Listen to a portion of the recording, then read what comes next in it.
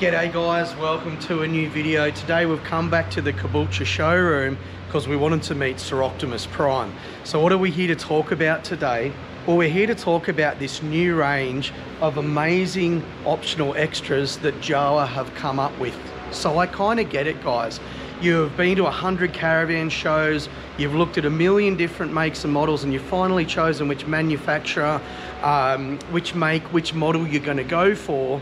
And you celebrate because you've made that decision, or maybe you bought a Jawa a few months or a few years ago, and then all of a sudden you get the email, and that email comes through, and even though from a Jawa perspective you've got some absolutely awesome base standard inclusions, particularly in the latest 2024 models, you get that email from headquarters saying, hey, we've got these awesome optional extras, do you want to have a look at them?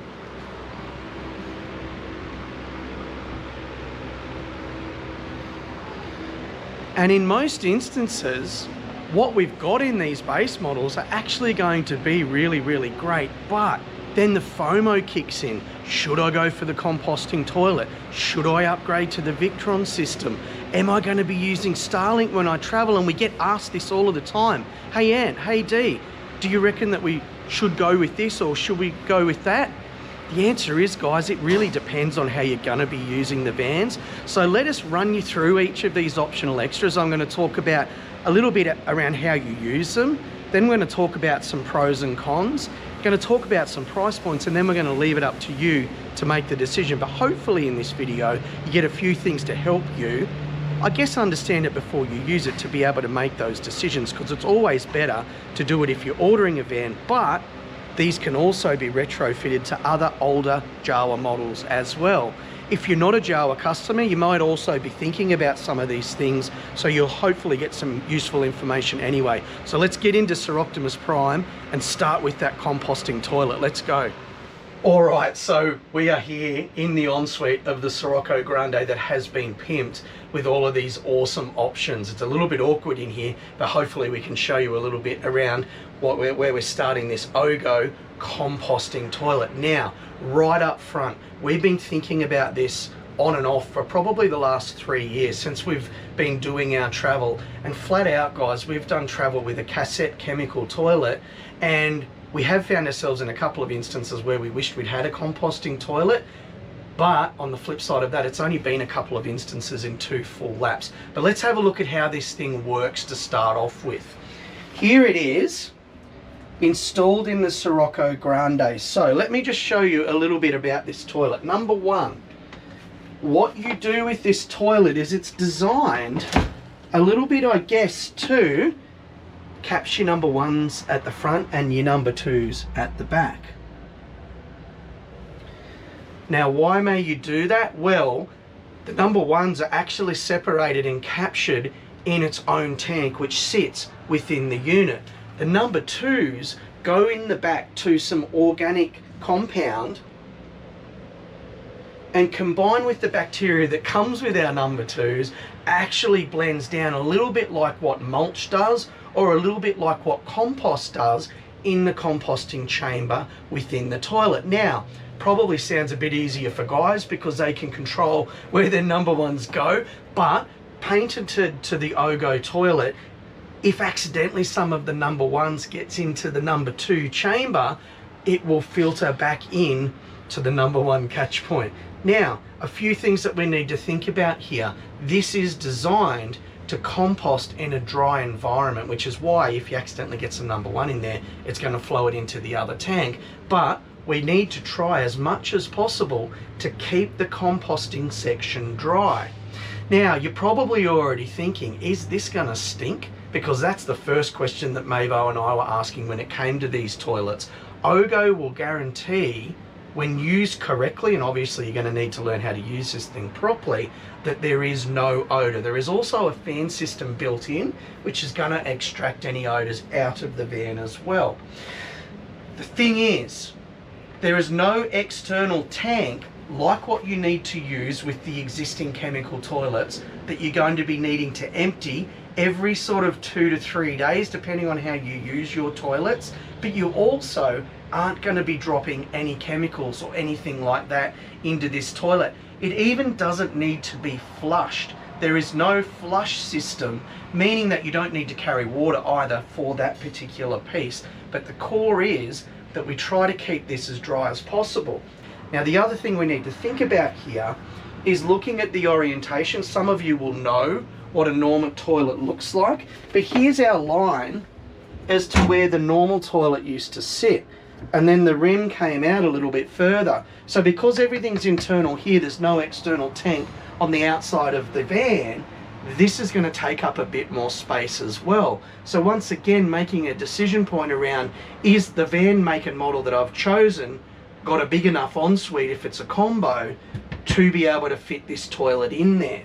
So let's talk about some pros and cons of a composting toilet. I've already started to sort of talk about a few of these. Number one of the pros is from an environmental perspective, it means that we're not using chemicals anymore. And so if you do particularly hold valuable the environment, you are no longer going to be needing to utilize those chemicals, which can be quite damaging when they're not disposed of properly. But it's also going to save you a few dollars in terms of those pouches of drop-in little sachets that we use, or the chemicals that you use, because you're not going to need them anymore.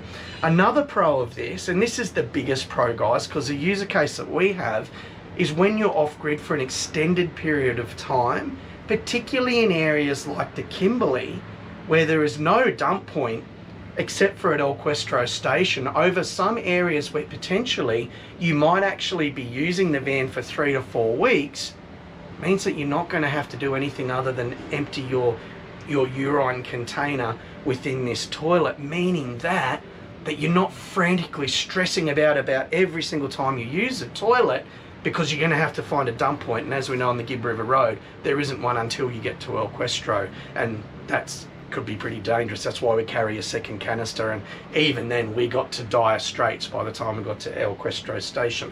The other areas, recently we were up in Nimbin where we did the Jawa camp out. We were there for a week beforehand. There were no dump points between Ballina or Lismore or Tweed Heads, and it was really hard for us to find areas to dump our canister as well. And so when you're extended off grid, because this can be emptied in the natural environment without that concern about chemicals, it is a good alternative.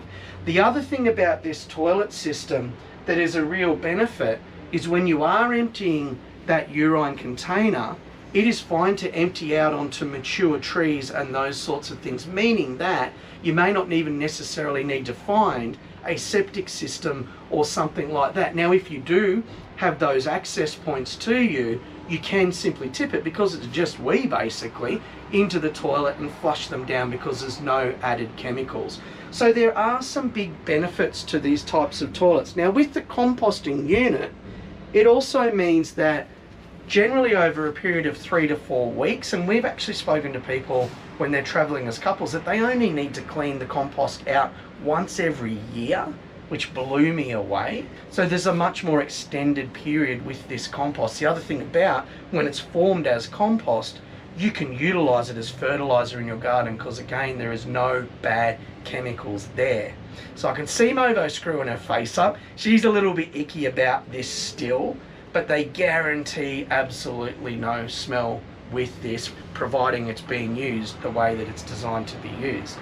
So let's talk about a few cons. I've already scratched the surface on a few of those. Number one, this is actually going to take up more floor space. The other thing I forgot to say when we were talking about the composting is that when you're using toilet paper, it's absolutely fine to go into the composting bin as well.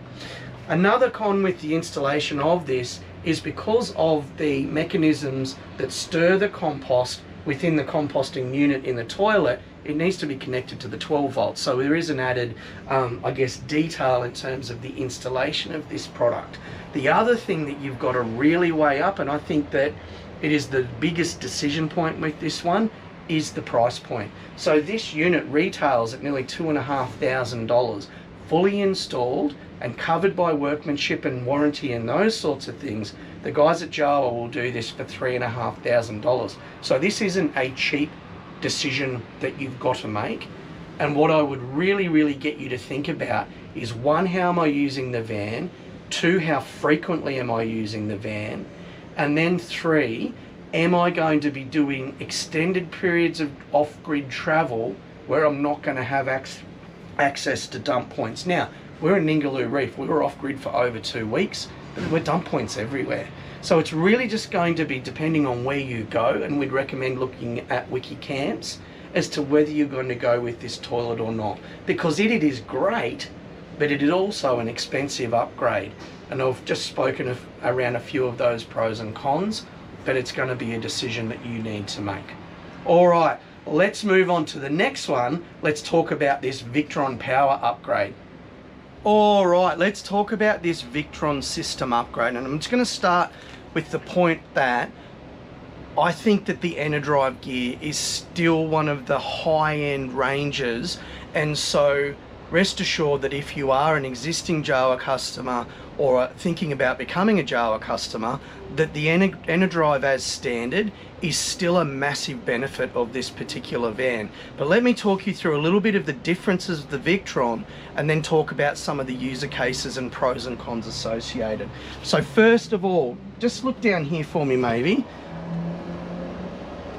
We have a bit more up spec in terms of the regulators, chargers, and also inverter that we're going to use. So what we've got with this particular upgrade, and we'll talk about price points a little bit later, it includes an additional 200 watts of solar on the roof, bumping that up to 800 watts. That is controlled by an MPPT that is rated at 50 amps. And to be really honest, with 800 watts of quality panels on the roof, in good solar conditions, you're going to get pretty close to 50 amps coming in there. Now, here is a point of difference over the Enerdrive system. On the back of all of these vans, you will have an Anderson plug, which is used as an input for a soft solar panel or a portable solar panel. That is now individually controlled, not through the DC-DC like the Enerdrive system, but actually through an independent, another MPPT that's rated at 30 amps as well. So effectively, depending on the size of the soft panel you're using, combined with the additional solar on the roof, you could be getting up to 80 amps of solar into the battery at any given time. Now that is phenomenal. The next thing that we've got with the Victron upgrade is an upgraded 3000 watt inverter. I don't know too much about how much better this performs, but all I know is the rhetoric around Victron is that it's in the top two, and arguments can be had as to which one is the best between this and Red Arc, but it is the duck's nuts in terms of what it comes to solar. The other thing that you're going to have built into this, an additional 20 amps, so 120 amps rated in terms of AC charging. So effectively, through the control units that are in this, and there is also a DC-DC, 50 amps that actually will still take the current from your alternator when you connect it up and driving along. So we've just got slightly up specs in terms of charging capability and efficiency in the decision that's been made. A little bit more componentry as well, by the way. But let me take you over to the magic around this Victron unit, and then I'll talk about how you utilize it. So this is where the magic really happens with the Victron unit. Check this out. So what we've got here is this beautiful Victron Energy control panel. What this control panel is going to do is give us much more information than what you will see on the standard E Pro. And the really big point of differentiation with the Victron unit compared to the Enerdrive E Pro is that the E Pro is really just real time. And what that means is when you're using the dials and looking at the buttons on the E Pro, it'll just tell you exactly there and then what's going on. What this unit allows you to do, particularly when it's Wi-Fi connected, is extrapolate out historical data around the way that you're using power, the way that the van is collecting power, and even information around the battery management system and what's going on dependent on the situation that you're in. Now, you're probably thinking, yeah, that looks really cool, but what does that actually mean? Well, number one, I'm going to give you a user case. Let's just say that you aren't used to this level of technology in a van and you're thinking about embarking on a long-term trip, and you're not quite sure how to use solar and those sorts of things, because let's face it guys, even with this great stuff, you're not actually going to be able to use electricity like you did at home. You've just got to learn how to live off grid. But what this will do is give you information around your usage patterns over a day, over any given parameter that you want to look at, but will also help you learn really quickly what the weather looks like today. Maybe it's cloudy. I can actually go back and look at exactly how many amps I've had come in from the solar as opposed to how much I've been using. Then on the next day when it's sunny and those sorts of things, you start to learn a little bit more.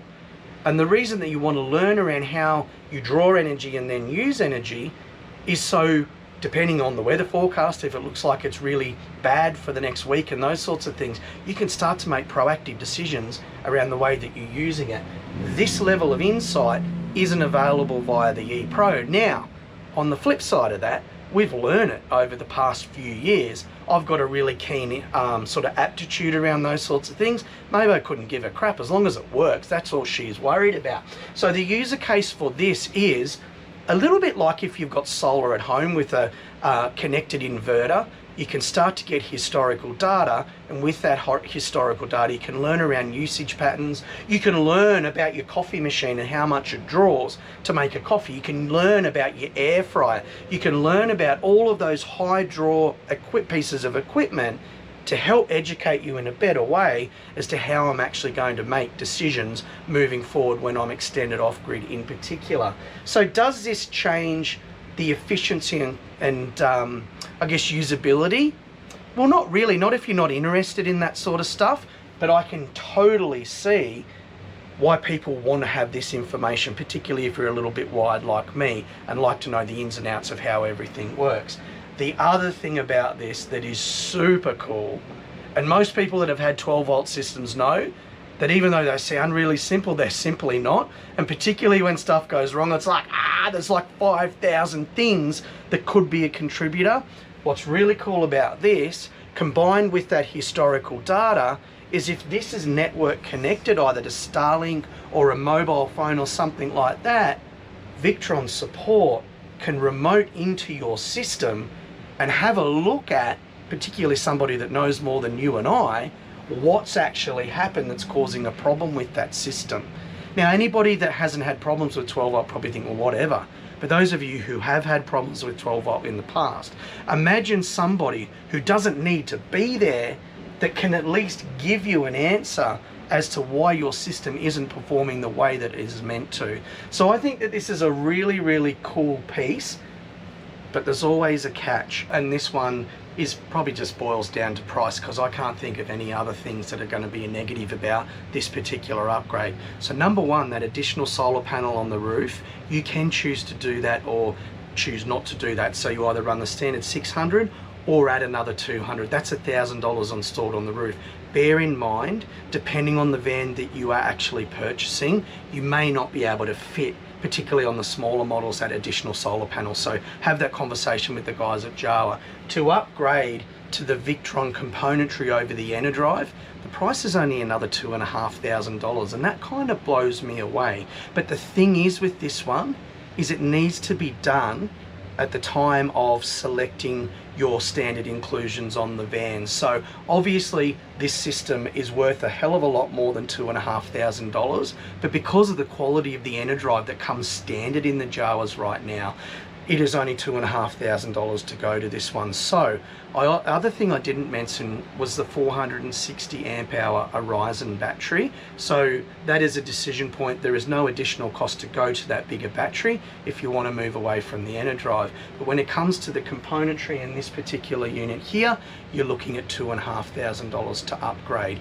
If you were to try and retrofit this to a system, i.e. you're replacing what's already in the van, you're looking at well over $10,000. So you may want to explore that option if you've got old AGMs and your van is relatively old. But if you've already got the EnerDrive stuff, I would be making a decision point as to whether it's worth doing that or not.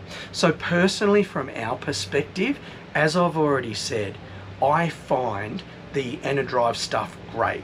It doesn't give you the insight that this does, but the quality of the inner drive is there. I would actually be working out whether we even needed to do this upgrade based on the way that we would use the van. And of the two mods that we've talked about so far, we would prioritize the money towards that OGO toilet, because we know with the way that we travel, a composting toilet is going to benefit us. And we've also done the research through trial and error that probably takes a lot longer than if you had one of these things to understand how the batteries and the 12-volt systems work.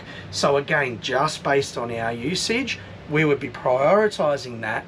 But if we had the money to do both, we'd probably do the both, because this is super cool.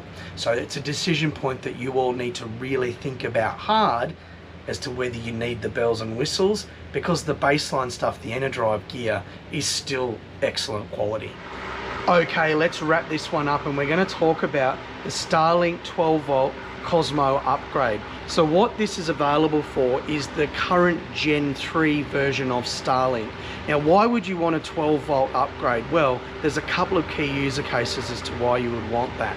Number one, if you are running your Starlink off the 240, it means you're going to be running an inverter. When you turn your inverter on, it is less efficient, and that inverter itself is going to draw about 2 to 3 amps per hour, combined with the Starlink Gen 3 at around 8 to 9 amps, and then all of your computer equipment, you're going to start to see a fair drain in your battery. It's almost like running 2 fridges simultaneously if you were looking for a comparison. What does 12 volt do? Well, first of all, it means that you're not actually using that inverter or not needing to switch that inverter on. So instantly we lose that 2 to 3 amps per hour. The other thing when you're running it natively on 12 volt is it means it's not working hard to convert energy from a 12 volt battery back to 240 to run your Starlink, so there is less energy used there again. Effectively what this means is you can use that amazing product like Starlink, but you're also going to be using less power. And again, when you're living off grid, using a lot of power, particularly if you've got kids at play, it's just going to mean that you use, or one, you can use it more, or two, you're going to use less power. So this upgrade is only $900. I think it's actually a really high value quality product, and I was a little bit surprised. I thought it was actually going to be more. But what does it do? Well, it gives us our internal wiring to our router. The router will be mounted in the van wherever you want to mount it, and that will run through to here. And then all you need to do when you rock up to camp is plug in your external cable and then run the dish. Now, some people love these dish mounted on their roof of their car, roof of their van, and those sorts of things. Personally, I would rather position the dish on the site, because as we know with Starlink in most instances, we need line of sight to the southern sky. Some campsites, if you're limited by it being installed on your roof or something like that, you can't move that dish around to find the optimal position to get the connection with the satellites in the southern sky. So I like the fact that yes, the router's installed, two, it's cabled all the way through to here, but then we've got the flexibility to run the cable to our dish and find the optimal connection, particularly for people like Mavo and I who are working really hard on a lot of multimedia rich stuff. We need that bandwidth. So if you're using Gen 3 Starlink, I think that this is quite an economical and a really good upgrade that you should consider. So there you have it, guys. We've talked about 3 pretty expensive upgrades. They range from $3.5 down to the $900 that we talked about this one. Not all of us have the cash to do that. So hopefully the information we've given you today may help you prioritize which of those upgrades you're going to take. But as always, please reach out to us with any questions, any concerns, any feedback. For that matter, we love hearing that from our people. As I said, it's really going to come down to how you use the van, who's using the van, how frequently you get away and how long you go away for, plus whether you're going to be predominantly off-grid or on-grid, and it'll help you make these decisions. Good luck, and I'll see you in the next one. Cheers, guys.